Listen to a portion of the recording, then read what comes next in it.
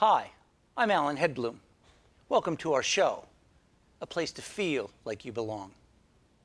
During the course of our conversation, you'll notice words and phrases appearing at the bottom of the screen. These will be explained later in a follow-up segment called What'd You Say? For now, let's welcome today's guest.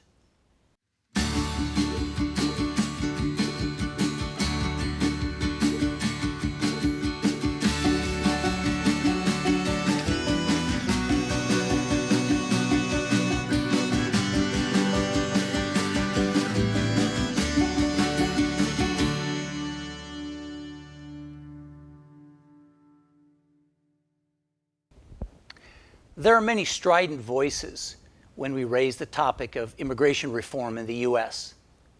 Today, we'll explore how one woman is making an impact on those discussions in Washington, D.C. Today in the studio, we welcome Jenny Yang.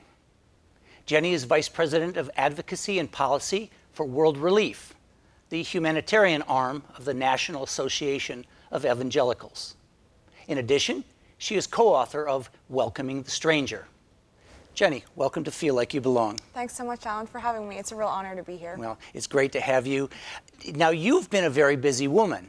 You are on the road a lot. You visit and lecture at colleges. In fact, you'll be lecturing tonight at Cornerstone University. In addition, you are trying to change opinions in Washington, D.C. Tell us why that's important. Sure. So several years ago, working at an organization called World Relief, immigration became a really hot topic for us. We're an organization that serves immigrants throughout the United States in 24 different cities, and also refugees who are fleeing persecution.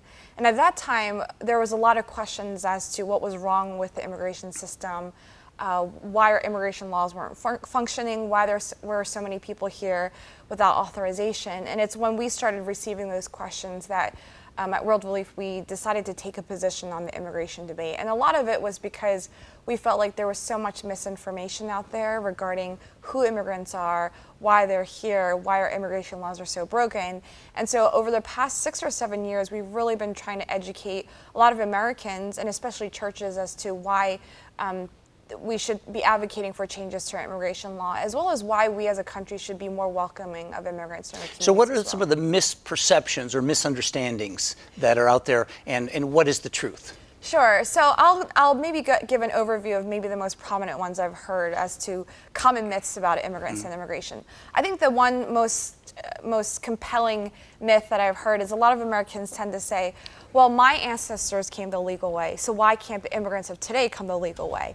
But it's like comparing apples and oranges, because before 1924, there was absolutely no visa. So if you were someone fleeing Germany or fleeing Poland or Italy, or parts of Asia or South America, you could basically step foot on U.S. soil and basically come in, and there was no restrictions against you entering the United States. So as long as you came in and you were pretty much welcomed here, there was no problems. It was only in 1924 that there was something called a visa, and that was really the first viable way that anyone overseas can actually apply to come into the United States in a legal fashion. So if your ancestors came before 1924, well, there was no illegal way for them to come.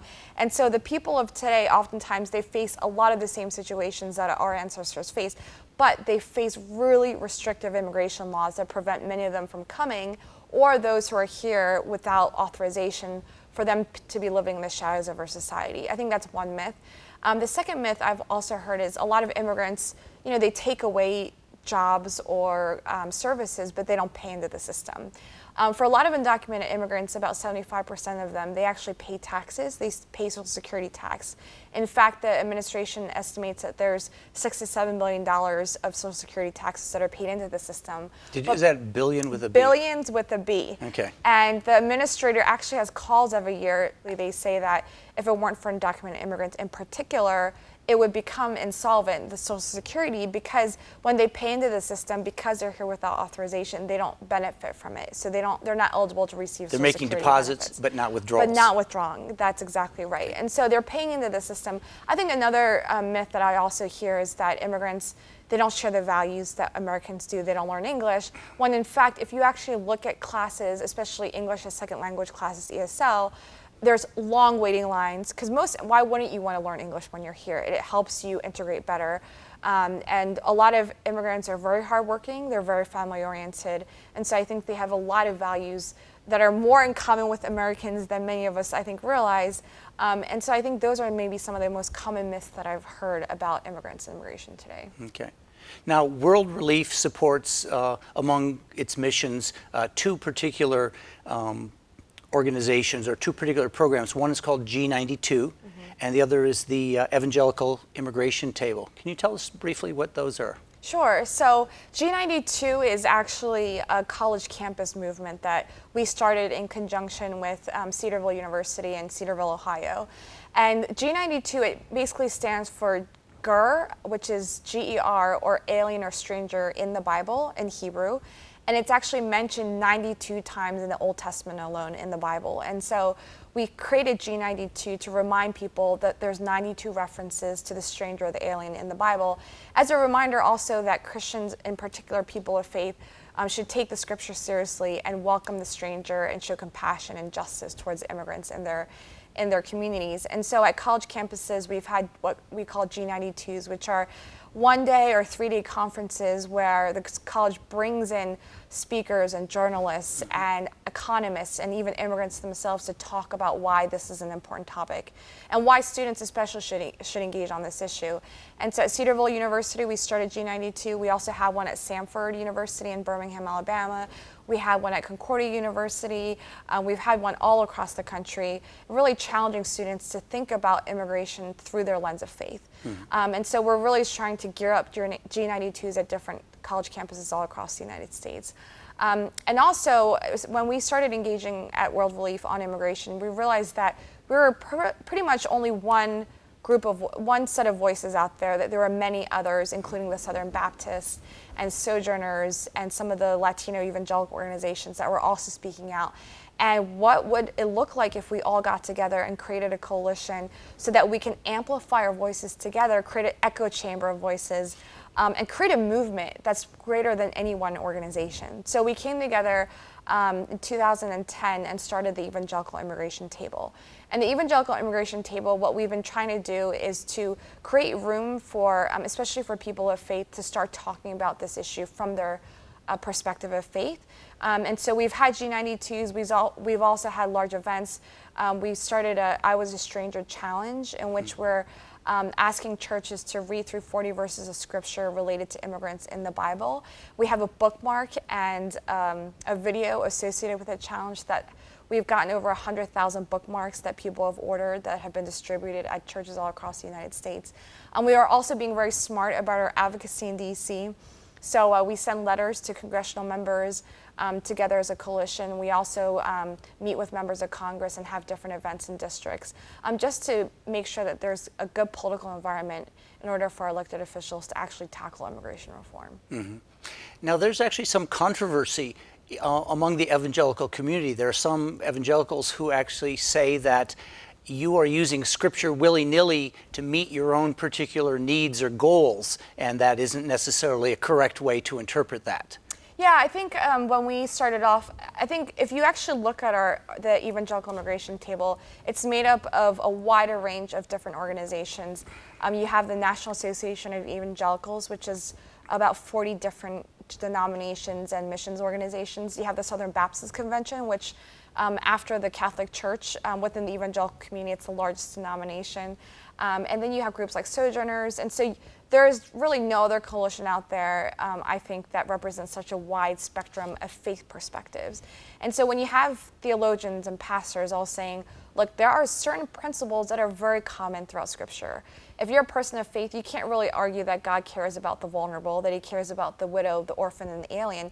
And the fact that Scripture repeatedly references these three vulnerable groups as people that really we should care about as people of faith. And so there are passages in Scripture that we also take seriously, like Romans 13, which basically says that we need to submit to the governing authorities. And I think that's very true. I think laws are very important and countries have a right to regulate their borders. But at the same time, it has to be a balance of the two. It can't just be one or the other. And that's something we've always been advocating for, is we support the rule of law and we think that there should be fairness to taxpayers. But we also think that there should be some sort of compassionate response to the immigrants who are here, especially the immigrants who are here without authorization. And so we think that, we're never trying to pull in, certain verses of scripture to augment one argument versus the other. What we really try to do is to look at the Bible from the beginning to the end to say what are some common themes, what are some common principles that we can all agree to, and have that play out in the context of what's a social issue like immigration. Sure. There's often in biblical discussions, and I'm not a biblical scholar, but my observation is there's often a conflict between the scripture of laws and the scripture of love. And there would be some people who would say that historically we have often had bad laws in this culture. It used to be legal to enslave other human beings. It used to be legal to deny women suffrage. Okay, and we finally overturned those. I'm thinking about the 1980s when 1 million people fled Central America because of unjust governments, people being killed and coming to the U.S. And there was a huge sanctuary movement. 500 churches were basically sheltering people. It was against the law. Right. So I guess there's the question: what is the calling of Christians? Do you resist those laws, and so how do you find yourself in that tension, in that space? I think with immigration laws, laws have to be made for the good of society and for the good of man. And when laws are not functioning, they have to be changed. And as you were saying, there's a history of laws in the United States that have not been just, that have been in place for a long period of time. And Americans realized that those laws were not functioning, that they were not for the good of man, and they worked to change them. And that's the beauty of living in a democracy, is that we can change the laws when we don't think that they're functioning for the common good. When you look at our immigration laws, they haven't been fundamentally changed in about 40, 50 years, actually. When John F. Kennedy was in office, that's when we overhauled the immigration system to say, look, if you want to work in the United States or if you have a family member, those are the two reasons why you can be welcomed into the United States. And since that time, we haven't really looked at our immigration laws. In fact, I feel like actually our government has selectively ignored our immigration laws to a certain degree because we are not enforcing them to the degree that I think that we should. And so I do think that there's this argument that when you say, well, let's uphold the rule of law, we have to actually ask the question, well, is the law working? And if they're not working, they need to be changed. And I think with immigration law especially, that our laws haven't been working for the common good. And it requires us, especially as citizens, where our elected officials, they're only going to vote for things and pass legislation if they hear from us.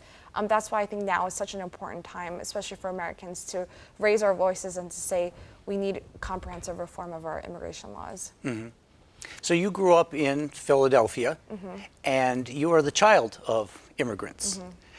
So does your personal history help you or hurt you in terms of your work to persuade legislators to a certain perspective? Sure, I think that's a great question, because when I first started getting involved in immigration, I actually thought that my identity as an Asian American, particularly as a Korean American, was going to be very detrimental to me, because I thought if I started talking about immigration, people are going to think I'm only doing it because of my own self-interest.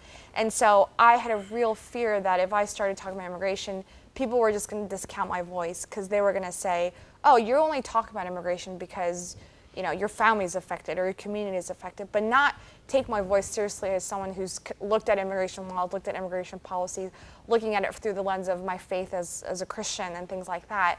So in the very beginning, I thought that I had a lot of fear regarding that. And I realized over time that actually the more I speak out on this, because of my identity as an Asian American in particular, that there's benefits to me speaking out. Because when I remember the story of my dad especially, he was orphaned during the Korean War. He actually remembers when the Japanese invaded Korea, and the first people they took away were media personnel. And so my dad's dad had a small newsprint company, and so he was taken away in the middle of the night. My dad never saw him again. Oh my. And then when so it was my dad and my mom, my grandmom, And so when he was around 7 years old, his mom got really sick because Korea was a really poor country back then. And so she passed away. And so my dad was an orphan starting at the age of 7. And so he had no hope whatsoever. And he lived with his uncle, but his uncle didn't, treat him very well and didn't allow him to go to school. So throughout his entire high school, middle school, he had to, deliver newspapers and do a lot of different activities, tutor students after class. But he did so well in school that he became the class president. He learned about cars and he loved cars, but his dream all the time was to come to the United States. He didn't know how he was going to get here, but he knew in Korea that of someone living in poverty with no family, there was probably little to no chance that he was ever going to make it. But he heard in the United States, if you came here, if you had aspirations and dreams, and you worked hard, you could really make it. And so what he did was he actually entered a national car repair competition in Korea. He actually won first place. Oh my. And so one of the judges told him, I'm actually coming to the United States. Do you want to come with me? So he jumped out of his chair and was so excited. He came to the United States. He started working at Ford Motor Company, did so well. They promoted him to be a manager, but he always wanted to open his own business.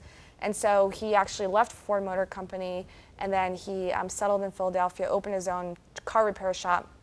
He is now, writing newspaper columns. He's on the radio show talking about how to repair cars. He's like the best mechanic in Philadelphia.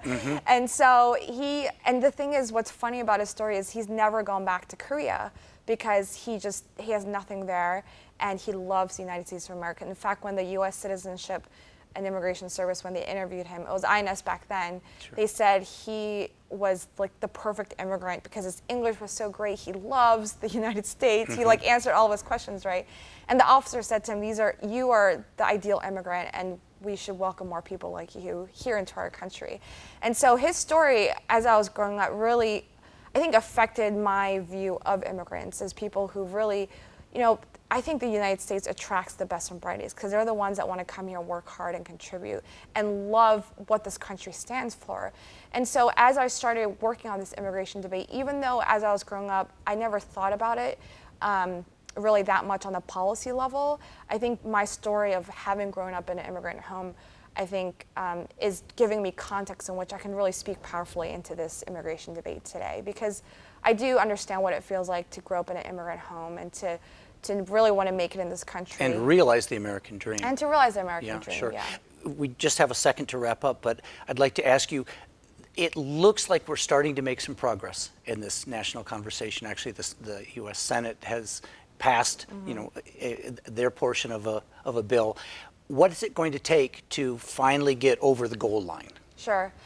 Well, I think the political situation right now is tough. The House, obviously, they actually have about 5 bills that they've marked up in the committees, and the leadership basically needs to bring those 5 bills to the floor. There's other bills actually that have recently been introduced. What I've been hearing from congressional members has been, I don't hear from, what they tell me is I don't hear from my constituents. They don't say that immigration reform is an important issue. So if my constituents aren't saying that it's important, then obviously I'm not going to say anything as well. So I really do think that now is a critical time by the end of this year to raise our voices, to contact our member of Congress. If you go to worldrelief.org/advocate, you can contact your member of Congress directly. We'll put that up on our website. Sure, because I do think that unless we get immigration reform, hopefully by the end of this year, I don't think we're going to see immigration reform for another couple of years. So it's a really challenging time, but an opportune time too. Okay. Well, you're doing some really important work, and I thank you for stopping by to share your insights with us. And we'll definitely get the word out to our viewers about your work and share those connections. Great. Thank you so much for having me. Thanks for coming. And to those of you in our audience, please stand by because we'll be coming back with our segment called What'd You Say?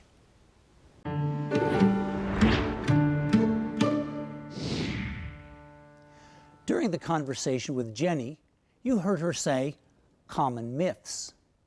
Now, these are misunderstandings or things that people think are true but simply aren't. Because they're frequently spoken about, people believe them more strongly the longer they hear them. This is why Jenny's job is so difficult. She's trying to teach people what they've previously learned is not accurate. Something else you heard Jenny say was comparing apples and oranges. This expression means it's not appropriate to compare two things which are not similar. Now, you might think that apples and oranges are both kinds of fruit, so why not compare them? However, they have so many different characteristics that it's better to talk about them in separate conversations.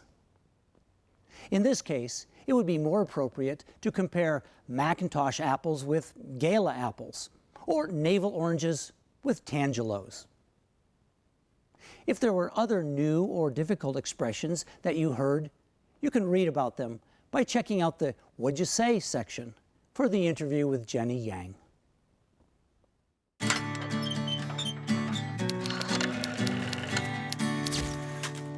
There's good news this year for undocumented immigrant drivers in Michigan. Secretary of State Ruth Johnson directed branch offices to begin issuing driver's licenses to undocumented immigrants who were brought to the U.S. as children. This shift in policy reflects enactment of the new federal DACA program. DACA, which stands for Deferred Action for Childhood Arrivals, gives temporary legal status to this group of immigrants. Michigan is home to approximately 15,000 youth who may qualify for the program and, until recently, was among a small handful of states with a set policy prohibiting DACA recipients from receiving driver's licenses or identification cards. Now DACA recipients will be eligible for new limited-term driver's licenses and identification cards. These temporary IDs include a special DACA identifier, but expire within a limited time period. Hopefully, our National Congress will soon enact comprehensive immigration reform and make such stopgap policies unnecessary. For more news on this story, visit the What's Up section of our website, feellikeyouBelong.com.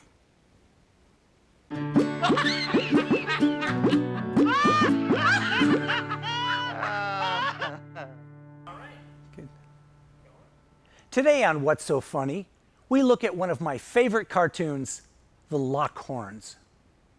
Leroy and Loretta Lockhorn have appeared in American newspapers for many years. What you first need to understand is their last name. It's taken from an expression to lock horns. Now, when two male animals are fighting with each other, they often push each other with their heads, often tangling up their horns together, which then just prolongs the battle. Marriage is often depicted the same way. Two people living together for years, finding something to argue about, like money or sex or the children or whose family to visit or skip visiting over the holidays. Readers find the Lockhorns funny or don't find them funny because they play on certain gender stereotypes.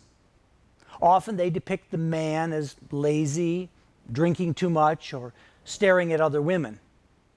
The woman is seen as a bad driver or a bad cook, or maybe spending too much money. While I don't endorse stereotypes, I do appreciate the cleverness of the writers for this cartoon. The other thing that is nice about the Lockhorns is that despite their differences, Leroy and Loretta seem to stick together and try to accept one another's faults and frailties. Maybe this is the wisdom of old age and long relationships. Anyway, I hope you enjoy today's cartoon.